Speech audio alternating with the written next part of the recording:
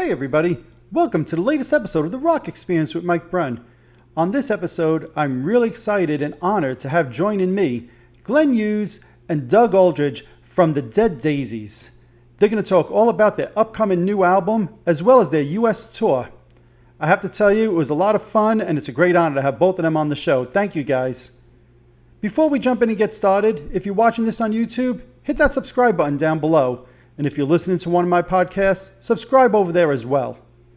Alrighty, now without further ado, let's jump in and let's get started.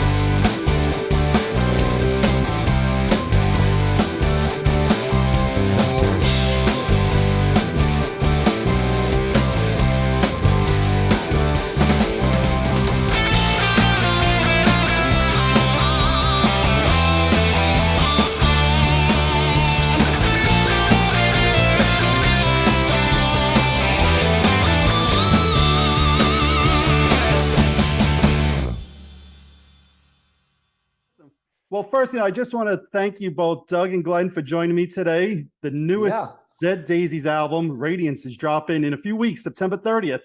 So I have to ask you guys, after all of these decades putting out music, through many years, do you still get excited? Do you get nervous? Do you get anxious when releasing new music? What's the feeling like for you guys?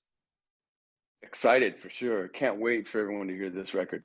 Yeah, it's an important record for rock and roll enthusiasts. Absolutely. Well, I've heard it. And it's a great record. And, I guess what I always wonder about in 2022, when artists are putting out new records, for you guys, is it more pressure to live up to your past, right? So you guys have, great music that you put out in the past, or is there less pressure because you're not worried about selling 1 million albums these days? We definitely want to sell records, and it's not, it's relative. If you're selling enough records, you're going to get up on the charts and then you get noticed. So we want to sell records, but of course we also just rely on it's just what we do. It's like, this is what we do.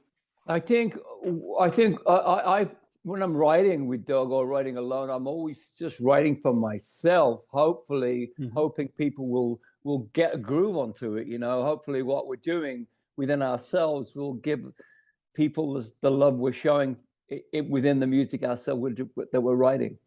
Yeah, and I think that shows. And that's one of the things I wanted to talk about is the songwriting process, right? So talk about what the songwriting process was like for the two of you on this album. And maybe Glenn, you could start first with this. Yeah, primarily the foundation of our music is written either I bring it in to Doug and then he brings it into me, and then we sit in a room and we complete the songs. It's a beautiful way to work, We don't have any problems writing at all. We both have our own ideas, and we both fin each other's sentences, and we both help each other. And that's the beauty of working in this band. That sounds awesome. Now, first, go ahead, Doug. I'm sorry. Oh, no, I was just going to say, to add to that, it's always too much. We've got too many ideas. Like we had to decide to stop at some point because we were the juices were flowing and we had all these ideas coming out at the last minute, and you got to just, at some point you got to shut it off and go, we've got the album, let's just get in the studio and work it out. And that's what happened. We had started writing back in 2020, and then we put everything on hold and went on tour last year. And then we opened up the floodgates in January of 22 this year, once our European tour got canceled. So we decided to go in, and it was just like, we recorded from March through the end of April, something like that. Yeah. So how many songs did you guys write for the album ultimately? The 12. Okay, nice.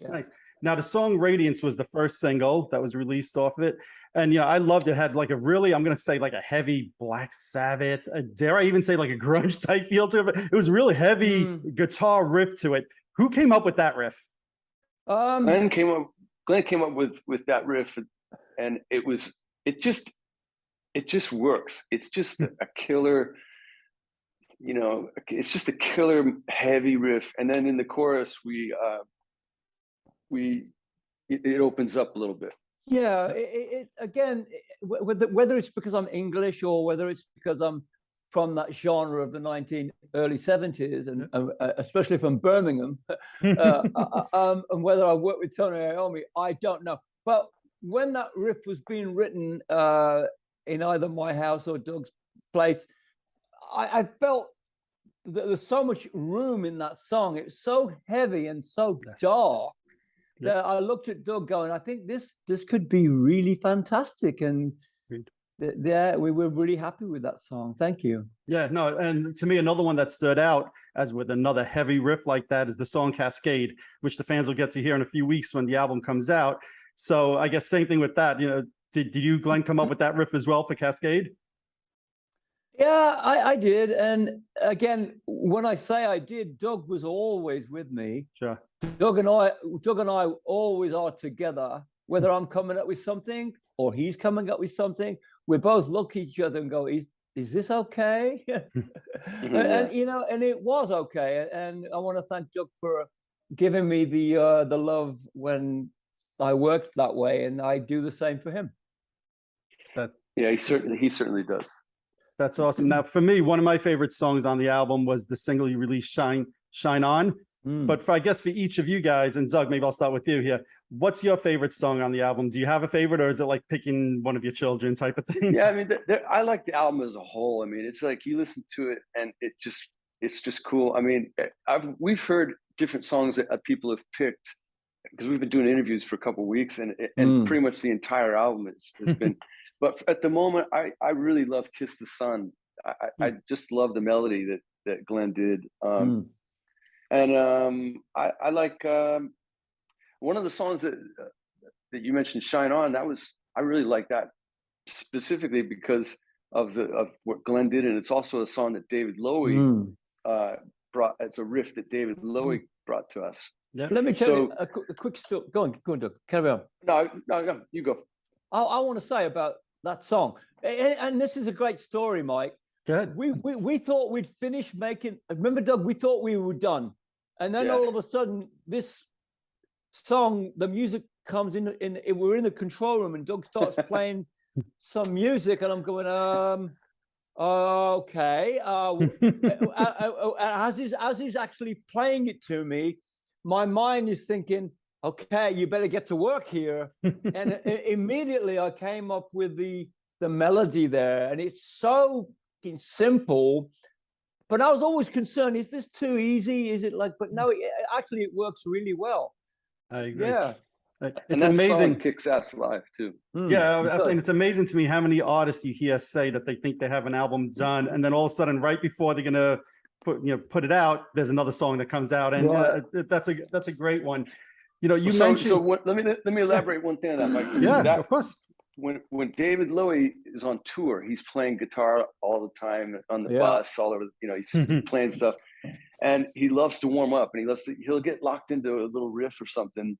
And that was one of those ones where I heard it, and I go, oh, that's pretty cool, and I just recorded it on my phone. Yeah. Later on, like Glenn said, we thought we were done. Yeah. But David said, hey, did you check your phone? And I was like, a little bit, but he goes, there was that one riff that I had, and I went back and listened to it. And I was like, oh, that's really cool. So I just threw it together. Yeah, quickly presented it to the guys. But that's what I do. If Glenn's got an idea, I let Glenn record. I'll go to his house and I'll record him playing it because it's just easier that way, and help him arrange it. So I'm involved, but I'm also trying to be supportive of where an idea comes from. Be respectful. Doug was very supportive when I was coming up with some ideas. He was driving me back and forth, and he was sitting with me, and I was looking at him. Is this okay? And I am the same with him. When he's got an idea, he comes to me immediately, asking me if this is okay. And that's the way this album is all about, coming together as two fellas writing music. To Yeah, me, we it's a great present. collaboration. Go ahead, Doug. It is. Yeah, I was just gonna say like anybody that is singing, they gotta feel it. So I present things to Glenn. I go, what do you think of this? What do you think of this? And if he cherry picks what he likes, and that's cool. Yep. But because he's got to sell it and deliver it lyrically, he's got to be into it. So that's how I've always done it with singers. I mean, you know, when I get play something to me, immediately I'm thinking, is this and Doug knows only well, when I hear something for the first time, it's the first thing that enters my mind is a keeper, you know. So yeah. Right. So you mentioned in the singing aspect, and I have to say this, Glenn, none of us are getting any younger, right? No, but you still sound like you did in the 70s and the 80s, and a lot of your peers can't do it anymore. What's the magic? What's the secret here? Because I mean, you put on this record and you sound as good as you did 30 years ago. Well, as Doug knows, I take this. I mean, we're having fun here, right? Yep. Rock and roll is fun, but I take it serious regarding my vocal cords, regarding sleep, water. I'm a vegan. I exercise, and Doug, David, Brian, and myself do extreme workouts before we go on stage. We do 45 minutes of really, really heated singing and playing, and that's the way really helps me. Yeah. That's awesome. Now you mentioned Brian, and I guess he's back in the band right now. So Doug, I guess just talk about, how did Brian get back in the fold with you guys? Well, Glenn and I were, thinking about the record, and we didn't know, what Brian was up to. We've always been, been friends with Brian for years. Sure. I love him. He's just so amazing. But he split a couple of years ago to do some other things. And Glenn and I agreed that he is the guy. He's the guy that we need for this album. And so we started talking to management, and management reached out. And Brian said, I'd love to come and play with Glenn and Doug and David. That sounds like a kick-ass band. Yeah. And I'm not to put words in his mouth, but he was genuinely excited about it. Yeah, I'm really happy about that. That's awesome. Now, you mentioned before the UK tour, and obviously Glenn fans know that you had to miss a couple of shows because you had COVID. So first and foremost, I hope you're feeling a lot better now. It seems like you are. I'm fine. Excellent, excellent, very good. So is there ever a point as you're touring that you think, hey, I've done a lot of my career. I'm a Hall of Fame singer. I've accomplished so much. The reward, is it really worth the risk? Is that thought ever go through your mind? Are you saying, hey, this is what we have to deal with right now as musicians, and full steam ahead? Yeah, for me, I love to sing. I think anybody that knows me realizes that I am so grateful, number one, to still be here, and number two, that when I walk on that stage, I'm in the zone completely. And it's the only time I'm really in the zone is when I'm on stage, because when I'm off stage, I'm pretty fearful. So, but when I'm on stage, I have no fear. So it's a beautiful thing. That's awesome. Now, who chooses the songs to put in the set list? How do you guys pick that out? We suggest things, and management kind of does the final edit. Okay. Now, I've always wondered. For example, there's a thing where for Glenn, if he says, "Hey, I want to swap things around here because it's going to be a better flow for the voice," that's something that obviously takes priority. Yeah. I'll say this to people that want to know about this. With me, the warm up in the dressing room is vital. But for me, the first 4 or 5 songs have to be built around building the vocals up. So come towards the end of the show, you may notice that the songs are in a higher key. They're a little bit tough to sing, but I wouldn't say tough, but you gotta be warmed up to sing the songs of the Dead Daisies, especially the newer songs. That makes sense. Now, when you guys are putting together the set list, and I've always wondered about this for somebody like yourself, Glenn, whether it was when you were going into Deep Purple, now in the Dead Daisies, there's also some back catalog from these bands. How do you as a singer approach singing a song that maybe somebody else had previously sang? Do you say, hey, I'm Glenn Hughes, I'm just going to do it? Or do you say, hey, I got to try to honor that original version? How do you approach that as a singer? When I joined the band, David Lowy suggested some songs from the past. I learned every song that he asked me to learn. I learned everything from A to Z, and we went through them from A to Z, and I have studied all the songs that I did not participate writing in. And I think in general, I think we've done a pretty good job. Agreed. Now you have the U.S. tour that's set to start in a couple of weeks. I think it's September 7th in New Jersey is when it starts. So what's in store for the U.S. fans that are going to come out and see you? I'm assuming it's going to be a lot of the new songs, a mix of like some of the other stuff. What's in store for the fans? Doug, maybe you want to go first? Yeah. We've got, we had been playing Radiance live, Shine On live, and we're going to add Hypnotize Yourself, which is out now. And the next single is going to be Face Your Fear. So those 4 songs we're going to be playing live from the get-go, as well as four songs from the last album, Holy Ground. And then we've got probably 4 or 5 songs from past Daisies albums. And then we've got a couple of Deep Purple songs we're going to do. Cool. Sounds like a very fun night. And then you have on tour with you guys, Enough's Enough, I think, is opening the shows, and Gilby Clark's going to join on some of the shows as well. Is that correct? Just one show. One show. Okay. Yeah, in Los Angeles at the Vermont. We're really excited about that show. Awesome. Now I know in the past, Doug, I've seen the Dead Daisies open for Kiss a couple of times. I've seen you guys on the Kiss cruise a couple of times. I know you guys way past even before I think either of you were in the band. The band opened for Aerosmith. Is there any plans for the Dead Daisies to go on tour with another band, do any festivals or anything like that? We're basically finishing out the year. That's all we really have on the books at the moment. I know, we all want to go do all of the above to promote the album, but we haven't gotten our schedule for next year yet, or proposed dates or anything. But of course, we'll be out. We'll be doing it. That's awesome. Awesome. Now, I know I mentioned seeing you guys on the Kiss cruise, Doug, and it always amazes me. I know the story, all fans know the story, that you tried out for Kiss in 82. Do you think ever, like, had you got that gig in 82, were you maybe too young? Do you think, I should have got that? How do you think things would have been different for you had you got that gig? Do you think you could have handled that gig at such a young age? No way. Not even a chance.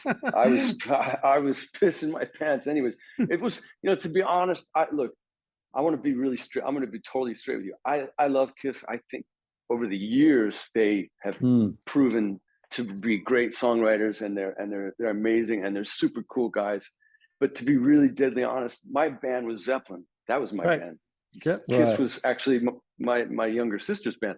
But I went out to Los Angeles, and I say that to respect. So all you Kiss fans, don't Zeppelin that you said. It's Zeppelin, for crying out loud. Nothing wrong with that. I mean, it was just, so I went, and I was too young. I was a kid. I mean, I played guitar the way that they wanted at the moment, because they were trying to get a little more of a, aggressive lead player, I think. And I did that, but I just too young. And those guys were worldwide rock stars. You can't put that together with a young kid. In very, very rare situations. You can, in certain situations, like Ozzy did it with Zach. Zach was maybe 19.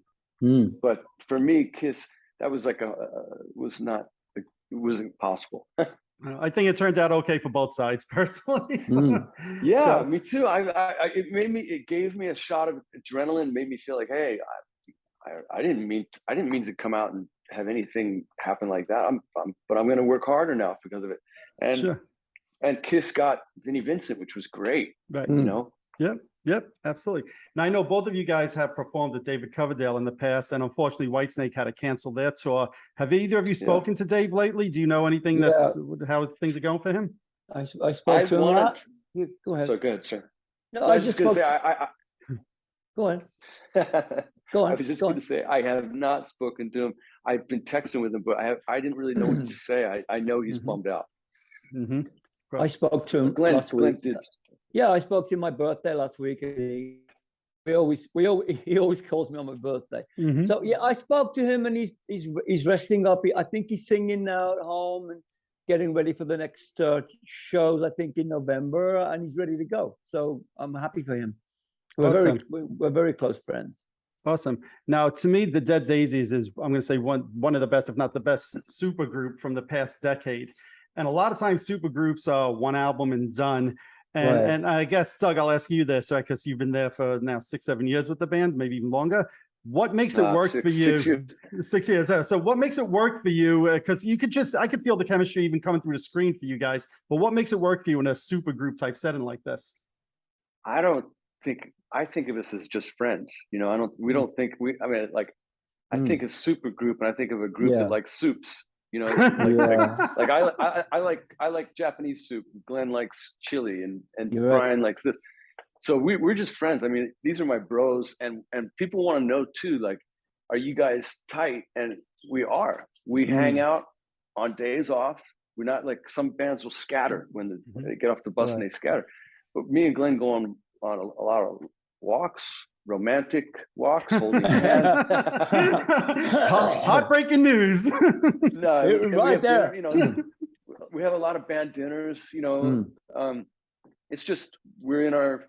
I mean, maybe we had to too because we're the COVID bubble thing, but we enjoy each other. You know, and it's important when that you're comfortable with each other. That's what I was talking about. An 18-year-old kid joining Kiss. How are you going to put an 18-year-old kid who's never even been on a tour bus on a private jet with rock stars that are used to traveling with entourage? You got to be comfortable with each other, and these are my friends. It's not a super group to me. All right. That's awesome. Now, what about, I know, Doug, you've also played with the Revolution Saints, which I happen to be a big Jack Blades fan. Love his material. Love you guys' work there. Anything new on that front? I am not doing that anymore. Unfortunately, I hate to disappoint anybody, but I wanted to, when Glenn got in this band, I wanted to be on the front foot with Glenn in every capacity. And basically both of us have put everything off while we're promoting this band and this album. And so they're doing a new record, which is good news, but I'm not involved. Okay. So Glenn, I guess, I'll ask this one to you first here. People, like we were saying before, we don't sell albums like we used to decades ago, although we're hoping that we do, right? The new album's coming out September 30th. How will you measure it as success? Because it's not going to be a platinum album or a double platinum album like it was in the good old days. How do you measure success with a new album coming out? The success for me is the songs, interacting with these songs with you. Look, getting these songs heard live is the key for me because they sound fantastic live. So the success for me is how great these songs will be appreciated by a lot of people. And that's our job to do that. I love it. And how did the songs go over? You said you were on the UK tour. Obviously, UK fans are probably just clamoring for live music, but how'd the songs go over there on the UK tour? They were accepted very, very well. Shine On and Radiance went down fantastic, really fantastic. Remember, Mike, with those songs, I mean, the first time we played Radiance, no one had heard it wasn't even out yet. We just started playing it. But because of that riff, it's so giant, and then it opens up, it blossoms and opens up into this really melodic chorus. People just got it right away. I think it's on. We played the first time in Luxembourg. It's on YouTube, and you can sense how strong that song is. It went over very, very well. To me, I think that's one of the things that's exciting about the bands is you're playing new music, you're recording new music, and the fans are taking to it because so many times, when people have a back catalog or whatever it is, and they're writing new material, that's the time for people to go to the bathroom at shows, right? I hate to say that because I hate that. I hate that. Right. I love when bands put out new music. So to me as a fan, it's exciting to hear that so far the fans are embracing it. And I'm hoping the US fans embrace it just as much because that's what keeps you guys wanting to put out new music, I'm sure. Yeah, you're right. Exactly right. So you were saying before how you wrote a lot of songs leading up to this, and you had to at some point just say, stop, that's it. Yeah. What's the Yeah. plans as you move forward? And yeah, obviously you have the tour now, but next year, can you see another album coming out? What's the plans here? I think we're gonna probably just keep supporting this one for a bit. I'm asking about another album. This one hasn't even come out yet. Yeah. Right. But you know what? You never know, man. With the Dead Daisies, you never know. No. We might. Who knows? Maybe we'll do a soundtrack, or maybe we don't know what happens, but we do know this: that we love what we're doing, and we're grateful to be doing it, and grateful for you guys like you that are spreading the word, and obviously you're a player, so you get it. Yeah. Thank you. So I'll ask this. Obviously, the album is going to be available on CD, streaming. I'm sure it'll be available on vinyl, right? When you listen to music, and Glenn, I'll start with you first, right? So when you listen to music these days, what format do you listen to? Is it vinyl, streaming? How do you listen to your music? Streaming, I think. Really interesting. Yeah, it is. So if somebody's not purchasing a physical copy, but they're streaming your music, because I've heard like when I spoke with T. Snyder, he was like, "No, people can't do that." I want them to buy physical products. I'm living in the real world here. What I like and what I don't like is not really important, because people are going to do what they're going to do. But I stream a lot of my music when I listen to music. So yeah, why not? Do you remember the days of, and Glenn will remember this, I used to have a separate suitcase for all my tapes or stuff, Yeah, me too. Or CDs. When I started touring, it was CDs. So I had and I'll never forget, I was on tour, and I think I was 20 something, 25 something, and I met this girl, and she came to my room, and the next day I realized my CDs were gone. Oh my God. No. And I was like, no, that was come? like, anyway. So would you say, Doug, then that you listen more on CD, or these days you're a streaming guy also? Out of necessity, I'm a streaming guy, although I do appreciate the physical product. And we have, me too. One of the reasons why we made this album 10 songs, as opposed to, there's 3 other songs going to come out later, and you'll be able to hear them. Yeah. There's 2 originals. One is an amazing ballad, and then there's a cover of that we did of "Oh Well" by Fleetwood Mac that's just kick ass. But those will come out later. But we did 10 songs because a lot of people are starting to get back into vinyl, and so we want to do a nice big thick vinyl for those guys. Yeah, to me, there's nothing like having a vinyl and reading all the line of credits and getting the artwork. I mean, to me, that's the lost art. Yeah, and I'm like you, Glenn. I'll stream music a lot. Yeah. But having that physical product and the artwork, there's nothing like that. So maybe it's just a product of growing up in the 70s, but I love that. I feel that. Yeah. Awesome. So those 3 songs you were just referring to, Doug, will that be like an EP that comes out in the future, or what's the? Good question. I don't know. But I heard that that they were definitely going to do something with the ballad, and I mean, they're going to put them all out eventually. I don't know what format's going to be. I really hope so, Mike, because that song is very special. So it's called "Let It Set You Free" for anybody that's interested.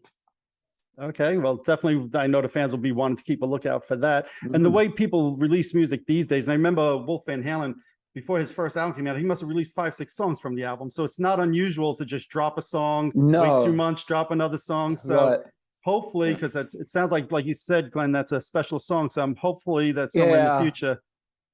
Yeah, I was told about a month ago that song will surface at some point in the next 3 months. Oh, excellent. It wouldn't surprise me if it was. Yeah, it could be a Christmas release. It could be a Valentine's Day release, because it's a really beautiful song. Yeah. Well, that sounds exciting. Well, like I said, the tour started in about 10 days. Anything else you guys want the fans to know about the upcoming tour or the upcoming album? This is an opportunity for us to say to you guys, we really appreciate you. We can't wait to play for you. Come see us.